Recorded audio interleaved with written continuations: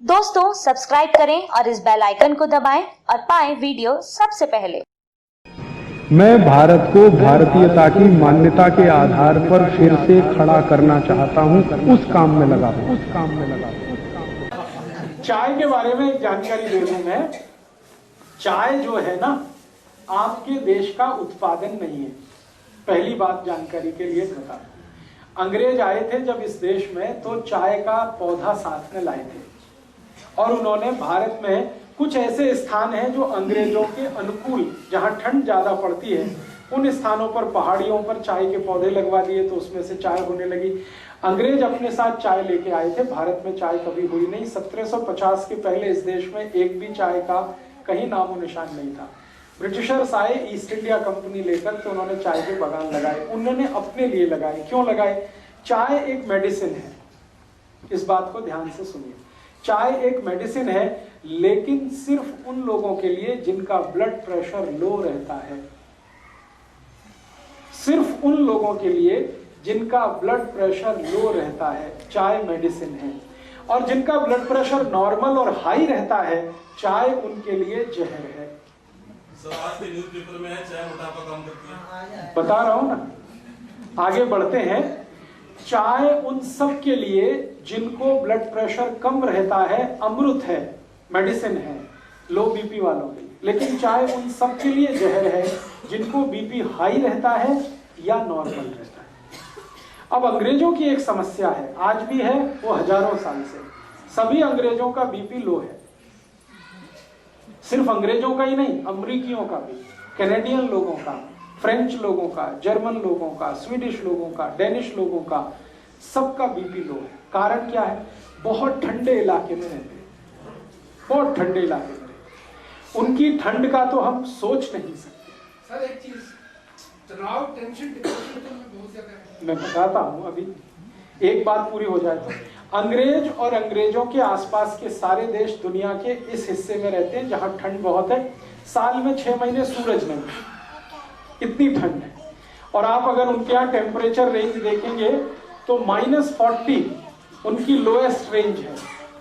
-40 ऋणात्मक रूप से, शून्य से भी नीचे 40 डिग्री, शून्य से भी नीचे 30 degree, 20 degree, 22 degree, 25 degree, 15 degree, ये टेम्परेचर उनके यहाँ 6 महीने रहता है। सूरज निकलता नहीं, 6 महीने धुंध ही धुंध रहती है आसमान में। ये इनकी सबसे बड़ी तकलीफ है, अंग्रेजों की और अंग्रेजों के आसपास के देशों। ज्यादा ठंडे इलाके में कोई भी रहेगा उसका बीपी लो हो जाएगा। आप भी करके देख लें, मैंने किया एक बार मैंने ये एक्सपेरिमेंट अपने ऊपर किया। बर्फ मंगाया मैंने, वो बर्फ की सिल्ली आती है ना, वो मंगाई और चारों तरफ सिल्ली लगा के अंदर में लेट गया। लेटने से पहले मैंने मेरा बीपी चेक कर लिया और लेट गया। 3 मिनट के बाद ही मेरा बीपी लो होना शुरू हो गया। 3 मिनट से 6 मिनट में इतना लो हो गया कि मेरी दम निकल जाए ऐसी हालत हो गई। 8-10 मिनट में ही मुझे बर्फ से बाहर आना पड़ा। फिर बीपी चेक किया, मैं कल्पना नहीं कर सकता इतना लो था, इतना लो था। फिर मेरे समझ में आ गया कि मेरे से ज्यादा बेचारे तो अंग्रेज हैं जो बर्फ की सिल्लियों में 6 महीने रहते हैं। चारों तरफ बर्फ रहती है, छत पे बर्फ रहती है, सड़क पे बर्फ रहती है, इधर बर्फ रहती है, उधर बर्फ रहती है। इतनी बर्फ होती है कि गाड़ियां बर्फ में दब जाती हैं।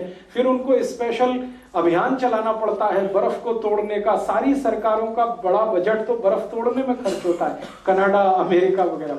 तो वो लोग सच में बर्फ में ज्यादा रहते हैं, ठंड बहुत है, ब्लड प्रेशर बहुत लो होता है। अब तुरंत ब्लड को स्टिमुलेंट चाहिए।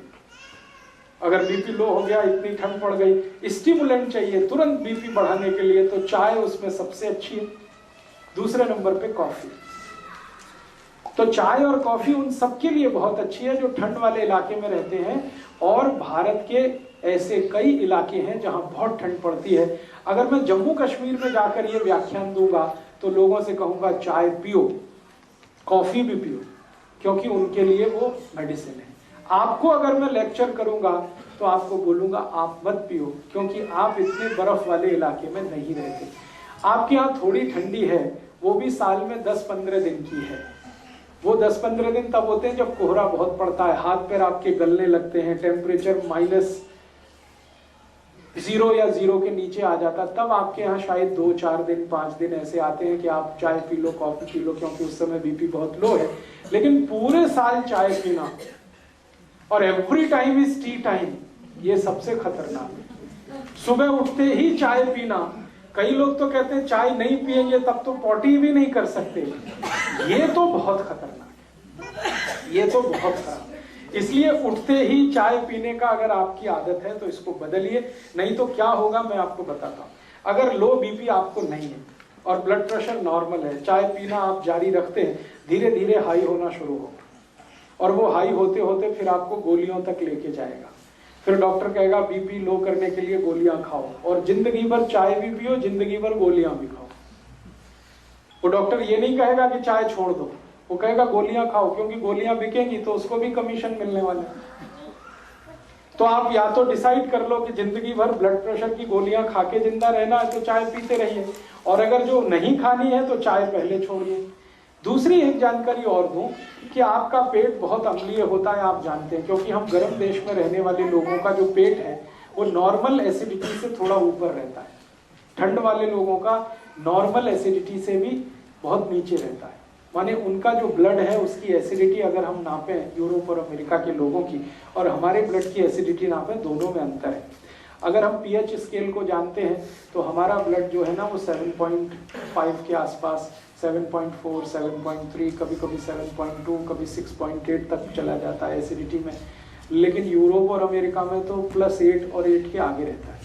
तो उनका ब्लड जो है ना थोड़ा सा एल्कलाइन है यूरोपियन लोगों का, और चाय एसिडिक है। तो एल्कलाइन ब्लड को थोड़ा एसिडिक करने में चाय उनको मदद करती है, इसलिए उनके लिए वो मेडिसिन है। हमारा ब्लड पहले से ही थोड़ा एसिडिक है और पेट भी हमारा एसिडिक है, और हम चाय पी के और ज्यादा एसिडिक उसको बनाते हैं, और ज्यादा अम्लीय बनाते हैं, तो जीवन का सर्वनाश करते हैं। इसलिए चाय आपके लिए नहीं है। और मैं एक आखिरी जानकारी आपको दे दूं, भगवान ने जो चीजें आपके नजदीक में पैदा की हैं वही आपके खाने पीने के लिए अच्छी हैं। जो चीजें आपसे हजारों मील दूर पैदा होती हैं वो आपके लिए अच्छी नहीं। आपको खाने पीने को जितना लगता है वो सब 20 किलोमीटर के दायरे में होता है। आप पटियाला को केंद्र बनाकर 20 किलोमीटर का एक सरकमफ्रेंस बना दीजिए, आपकी जरूरत की हर चीज वहां होती है, वो आपके लिए सबसे अच्छी है।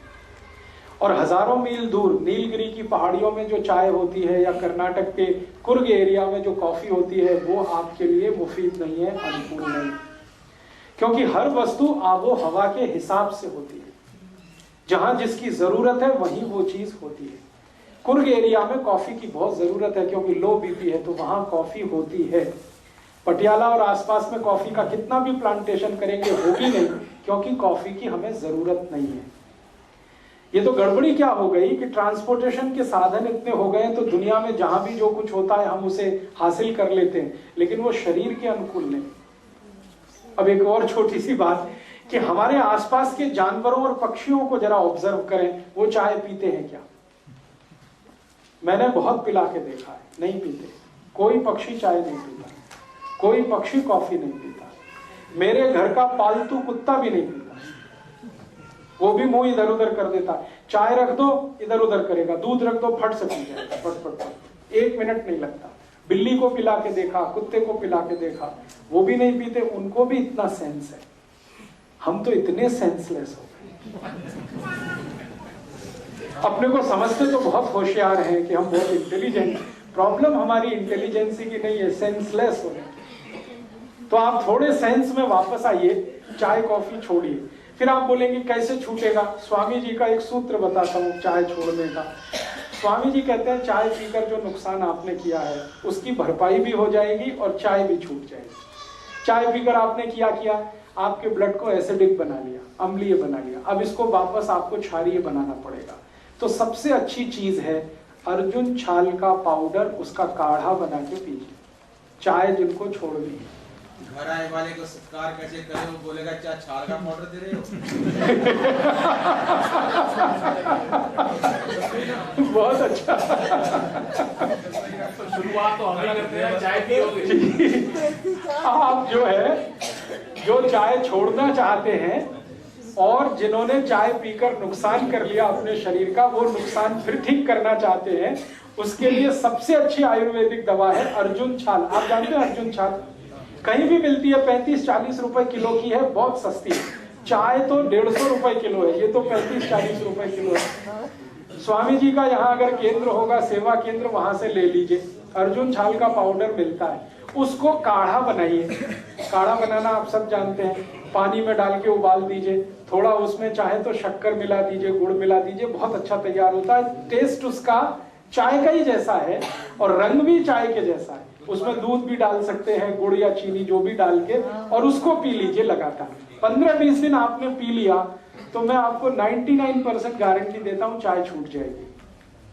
और चाय पीकर जितना नुकसान आपने कर लिया वो सारा नुकसान उससे कवर हो जाएगा। आपके ब्लड में एसिडिटी कम कर देगा और आपके ब्लड को एल्कलाइन कर देगा। और मजे की बात यह है कि ब्लड की एसिडिटी बढ़ते ही कोलेस्ट्रॉल, ट्राइग्लिसराइड ये सब बढ़ने लगते हैं, और ब्लड की एसिडिटी घटते ही कोलेस्ट्रॉल और ट्राइग्लिसराइड सब घटने लगते हैं। माने हार्ट अटैक से बचना है तो भी अर्जुन की छाल ही चाहिए आपको।